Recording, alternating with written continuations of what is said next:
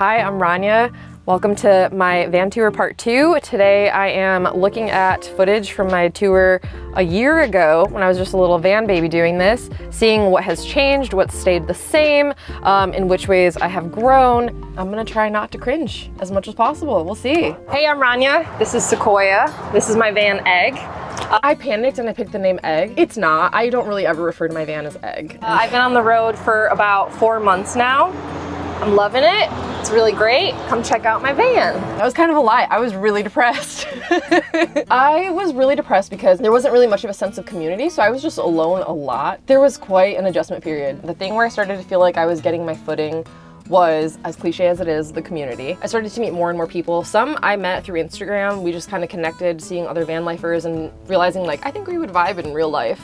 And that's a really beautiful part of social media. Social media gets shit on a lot because it is terrible most of the time, but it is actually an amazing way to connect with other van lifers. Welcome to the inside of my van. I'm in a Ford Transit 250 standard wheelbase. Also, I'm not the world's best driver, so still true. So I'll start off with my kitchen, which is this general vicinity.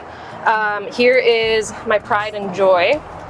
My fridge slash freezer. This holds a crazy amount of food. I honestly go grocery shopping once, maybe every week-ish. I could probably do even less. Once a week seems like some 50s housewife idyllic world stuff. I have learned to do way more frozen food. I do a lot of dry food, so like dry lentils, dry pasta, things like that. Before I was just going willy-nilly at Trader Joe's and getting like already prepared sandwiches and different things.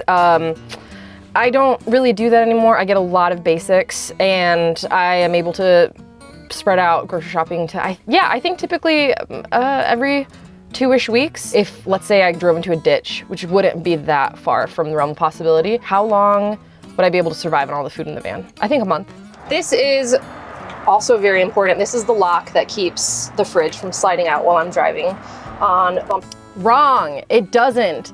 I was in Olympic National Park and a deer came in front of the van and I had to slam my brakes and then it broke the lock, it broke the backup lock that I had. I've tried so many different janky solutions to keep it all together. I have since removed that lock. So here is my sink.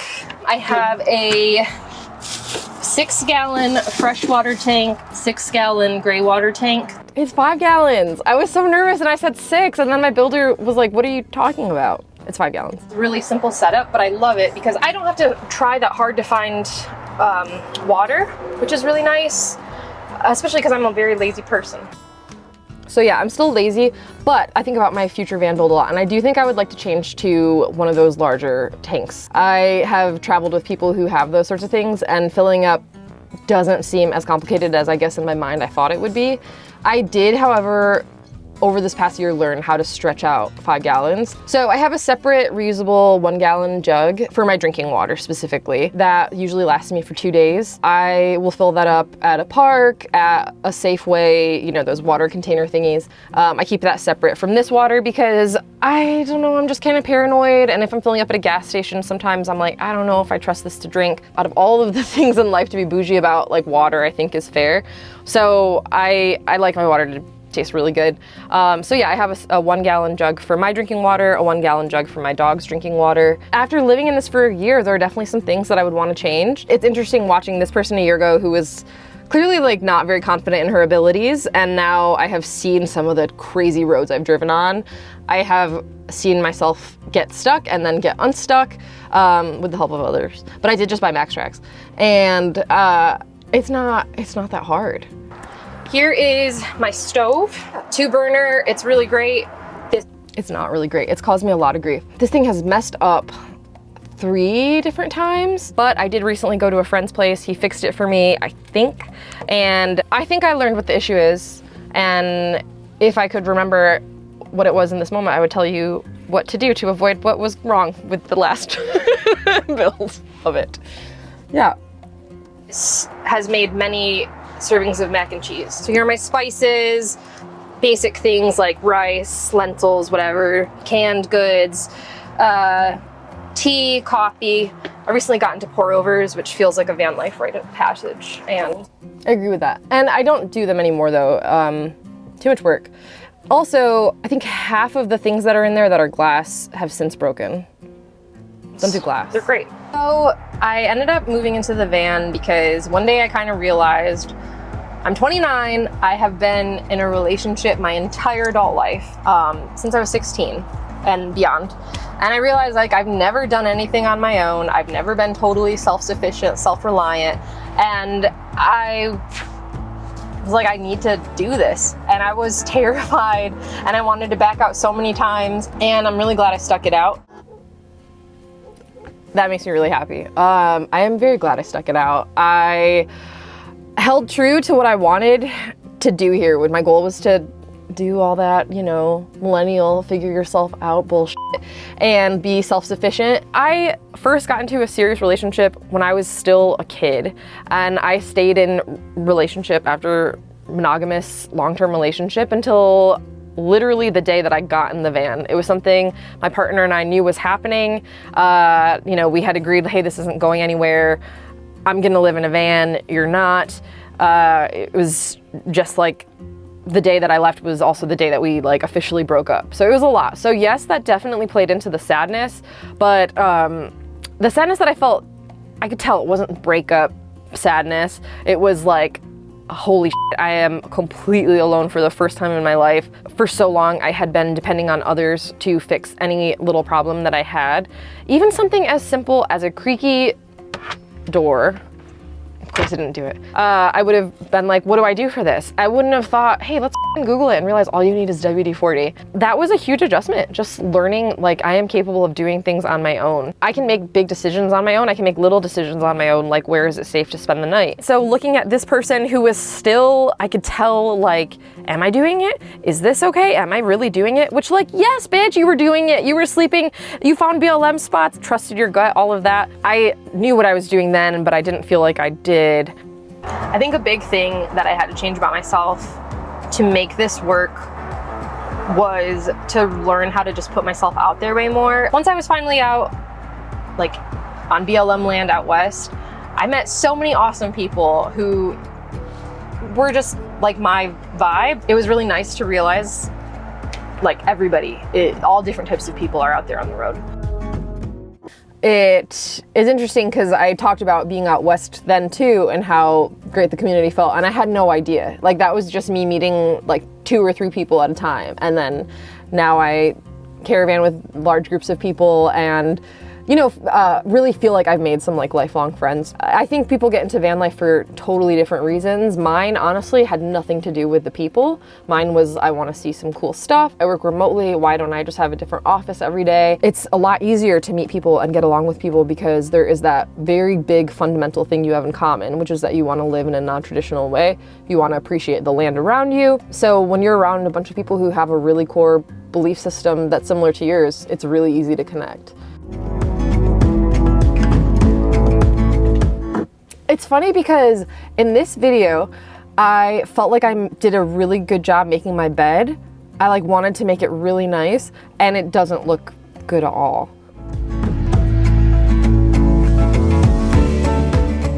So I knew that when I built the van, I knew that I would want something that was very tall and long like this. I wanted to utilize this space really well. I figured this would be a great spot to put a lot of stuff like my toiletries, medicine, vitamins. This is interesting because I was showing my vitamins and my medicine, and then I'm not even showing my medicine. It was like I was like ashamed to show my antidepressants that I'm on. I wish I had been more upfront about that and not hidden those. In my social media, I'm pretty open about mental health. Weirdly, with how many stressors there can be in living in a van, I would actually say that hasn't made my anxiety or my depression any worse. I think people with depression and anxiety will find something to be depressed or anxious about. Back in an apartment, it was just a different set of issues. I think the biggest lesson, the thing that made me so miserable when I first started in the van was that, what is the one quote? Wherever you go, there you are.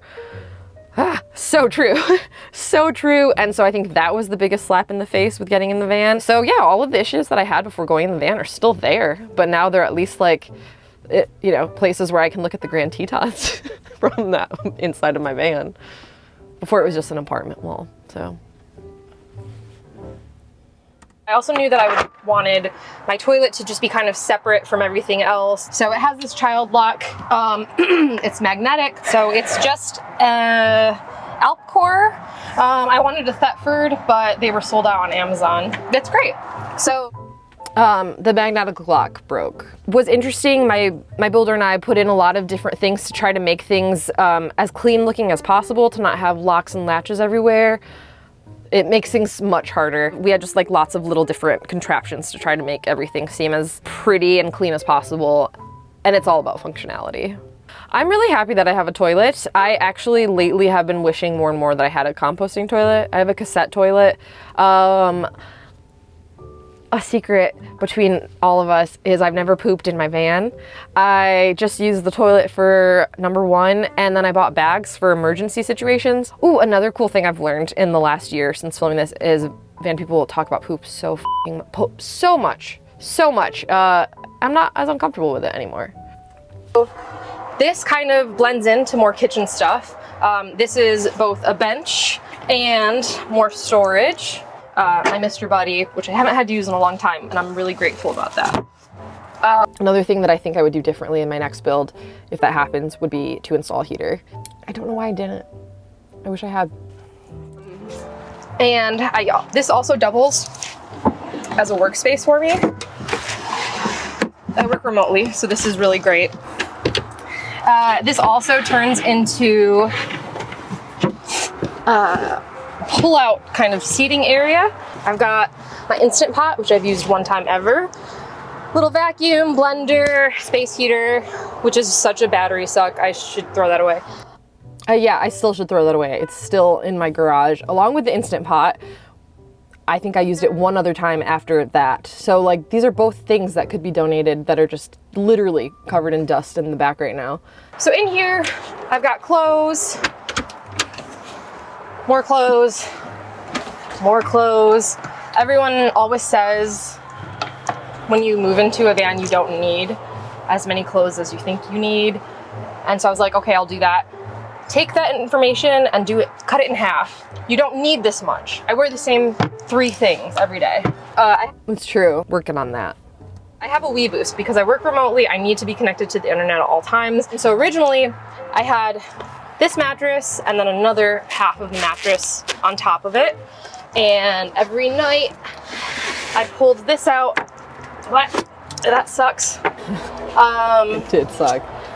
And then pulled out the other half of the mattress. It became a full queen, which was really awesome once it was set up. But it just kind of sucked having to do it every day. You know, you wake up in the morning and you want to make coffee or something like that. I'm glad I watched this because when I've been thinking about my next build, I've been thinking like, I kind of want to do something sort of like that. Maybe this time will be different. It won't. And I am saying it on camera. I'm not going to do anything like that ever again. I can't. I don't know what I was thinking.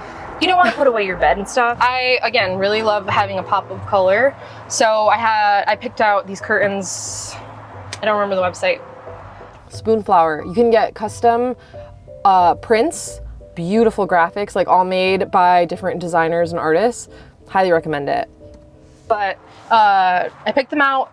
Coming into this van, I felt so cramped. I felt so claustrophobic. So I was just always out. I always felt like I had to fill my days with something. And it was just exhausting to always be on the go, go, go. I didn't really look at this as like my sanctuary or anything yet. Yeah, I feel like there were a lot of different things that when my friend was building the van for me and we were brainstorming, I went look over functionality so many times, and then living in the van, it didn't make it feel like a home. So as much as it sucked, as shit kept breaking down more and more, it started to feel more like a home.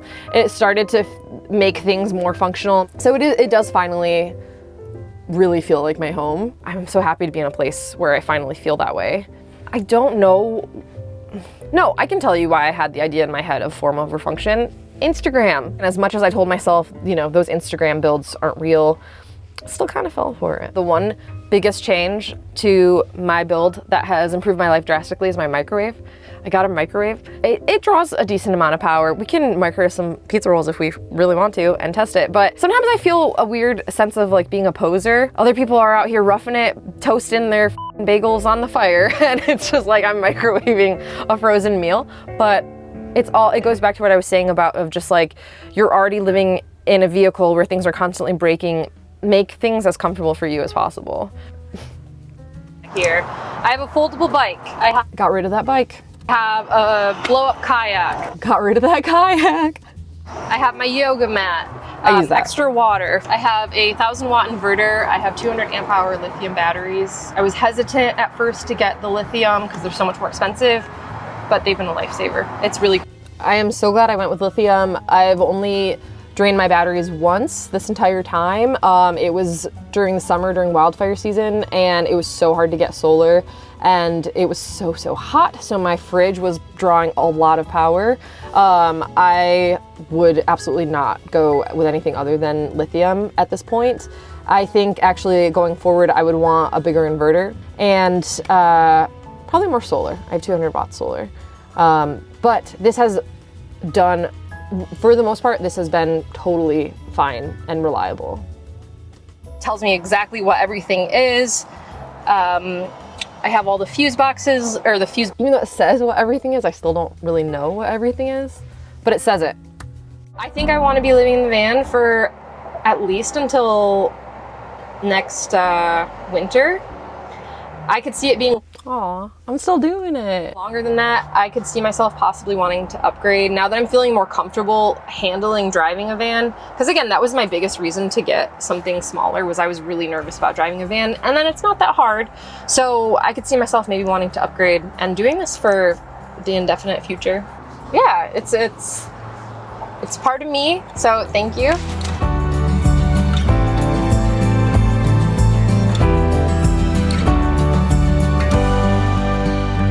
I am very proud of myself after watching that. There were so many doubts. I could like hear it in so many of the things that I said, and those are still there. I feel like maybe I'm making it seem like, no, everything is great, and I find spots all the time, and I never get kicked out, and I never have to panic about where I'm gonna poop. No, none of that is true. It's still really hard. There have been so many things that have gone wrong, and you just learn that is a part of the show, and you keep going with it. I think that this person who is pretty new at it had experienced some of that, but not to that degree. I let little things get to me way too easily then, which is fair, because when something breaks, that changes your entire day, typically. When something breaks, like my propane system being messed up, that changed how I did things for a long time. Thank goodness I had my handy dandy microwave. But since then though, I've just learned you deal with it. Thanks for watching. Again, I'm Rania. You can find me on Instagram, Big Country, Big CVNTRY. If you want to keep up with me, if I ever do anything in my life ever, links will be down below.